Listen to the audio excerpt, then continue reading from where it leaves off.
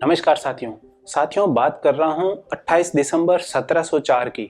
सर्दियों की इस ठंडी रात में गुरु गोविंद सिंह जी अपने पूरे परिवार और लगभग 100 से ज्यादा फॉलोअर्स के साथ आनंदपुर साहिब पंजाब से निकले थे। रास्ते में मुगल सेना ने उन पर हमला कर दिया। इस लड़ाई में गुरु साहिब के दो बड़े बेटे साहबजादे अजीत सिंह और जज्जर सिंह को वीर गति की प्राप्ति हो गई। गुरु गोविंद सिंह वहां से तो बच गए, लेकिन अपने परिवार और साथ वाले लोगों से वो अलग हो चुके थे।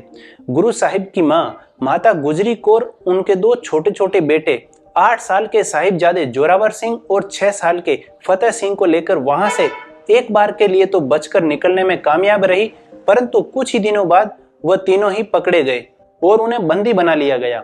उन तीनों को ऊंची बिल्डिंग में कैद किया गया, जिससे सर्दी की रात में ठंडी हवाओं से उन तीनों के हाथ पैर सुन पड़ जाते थे।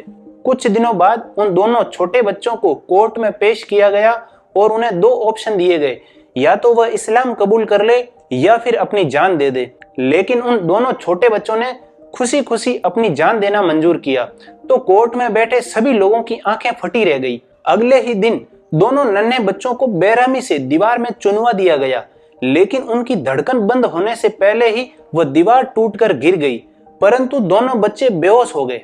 अब बेहोशी की हालत में उनको बचाने की बजाय तलवार से दोनों बच्चों के गले काट दिए गए। ऐसा शख्स जिसने निर्दयता की हर हद को पार कर दिया था। इतनी हैवानियत, क्रूरता और बेशर्मी और हिंसक रूप के पीछे सिर्फ एक नाम था, मोइनुद्दीन मोहम्मद उर्फ औरंगजेब, जिसने मुगल भारत के नक्शे को पूरा बदल कर रख दिया था। इस वीडियो में हम औरंगजेब से जुड़ी कुछ ऐसी बातें जानेंगे जो आज तक हमसे छुपाई गई थी। उल्टा हमें इतिहास की किताबों में इसे महान राजा के रूप में पढ़ाया जा रहा था। हमारी हिस्ट्री के सबसे बड़े विलेन का असली चेहरा जानने के लिए इस वीडियो को एंड तक देखिएगा। आपने अकबर का तो नाम सुना ही होगा। अकबर के बेटे का नाम था जहांगीर और जहांगीर के बेटे का नाम था शाहजहां। शाहजहां के 4 बेटे थे, चारों में से एक था औरंगजेब। मैंने आपको इसकी 4 पीढ़ियों का नाम लेकर बताया ताकि आपको भी पता रहे कि इस बेशरम और क्रूर डीएनए की उत्पत्ति कहां से हुई। औरंगजेब का जन्म 1618 में गुजरात के दाहोद में हुआ था। औरंगजेब एक जालिम बादशाह तो बना ही, पर ऑलरेडी एक जालिम बेटा और भाई भी था। शाहजहां अपने बड़े बेटे दारा शिकोह को राजा बनाना चाहता था, जिसकी वजह से औरंगजेब दारा शिकोह को बिल्कुल पसंद नहीं करता था। 1657 की बात है, जब शाहजहां की तबीयत अचानक से खराब होने लग गई। अब वह अपनी मौत को करीब आते देख शाहजहां ने अपनी गद्दी अपने सबसे बड़े बेटे को सौंपने का फैसला कर लिया, पर यह फैसला औरंगजेब और बाकी उसके भाइयों को बिल्कुल मंजूर नहीं था। राज्य को हड़पने के लिए औरंगजेब ने अपने ही भाइयों के खिलाफ चाल चली।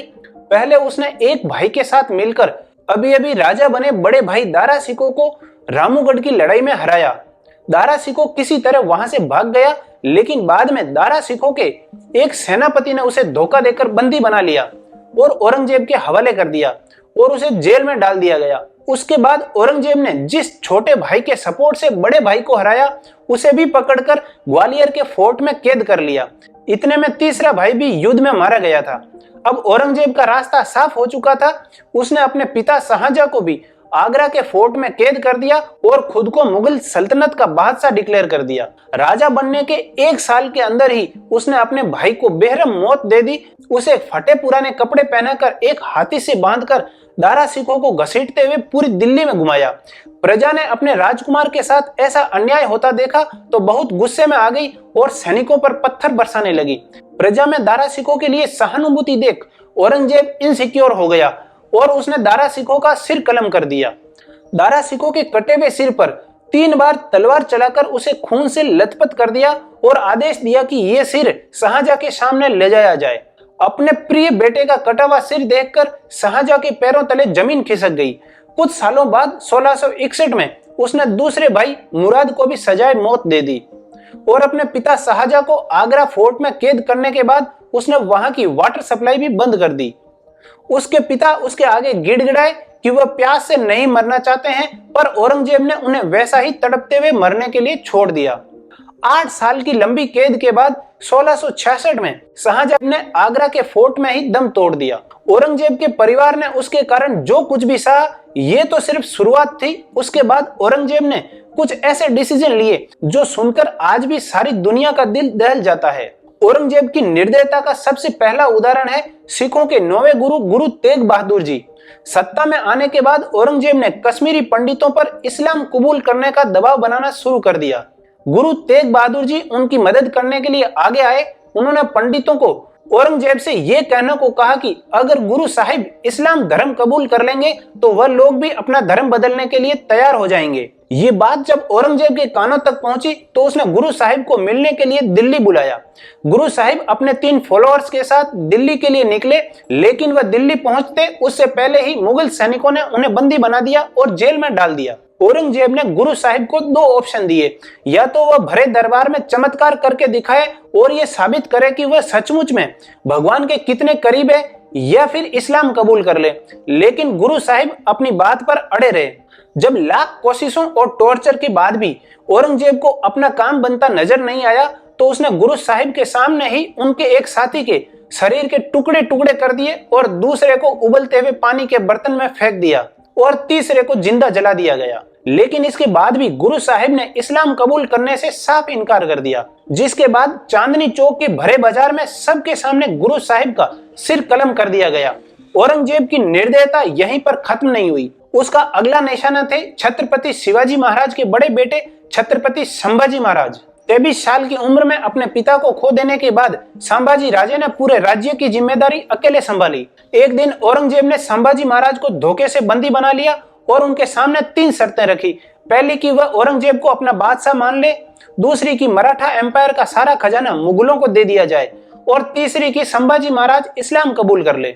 लेकिन वीर संभाजी महाराज ने किसी भी कीमत पर इन तीनों शर्तों को मानने से इनकार कर दिया। फिर औरंगजेब ने कुछ ऐसा किया कि जिसने पूरे मराठा साम्राज्य को एक गहरी चोट दे दी। संभाजी महाराज को ऊंट पर उल्टा लटका दिया गया और पूरे राज्य में घुमाया गया। रास्ते में उन पर पत्थर फेंके गए और लोगों को उन पर पेशाब करने के लिए भी कहा गया। इस अपमान के बाद में भी औरंगजेब का मन नहीं भरा तो उसने उन्हें जेल में डाल दिया। संभाजी महाराज 40 दिनों तक औरंगजेब की कैद में रहे। 40 दिनों तक हर दिन उन्हें भयानक से भयानक तरीकों से टॉर्चर किया गया। हर रोज पूछा गया कि उन्हें क्या शर्तें कबूल है, लेकिन संभाजी महाराज टस से मस नहीं हुए।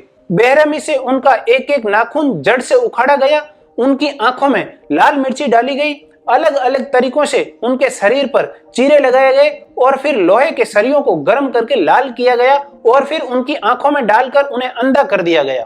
बात यही खत्म नहीं हुई, उनकी अंगुलियां काट दी गई और हाथ पैर तोड़ दिए गए, उनकी जीभ को काटा गया और फिर उनके शरीर के टुकड़े टुकड़े करके नदी में फेंक दिया गया।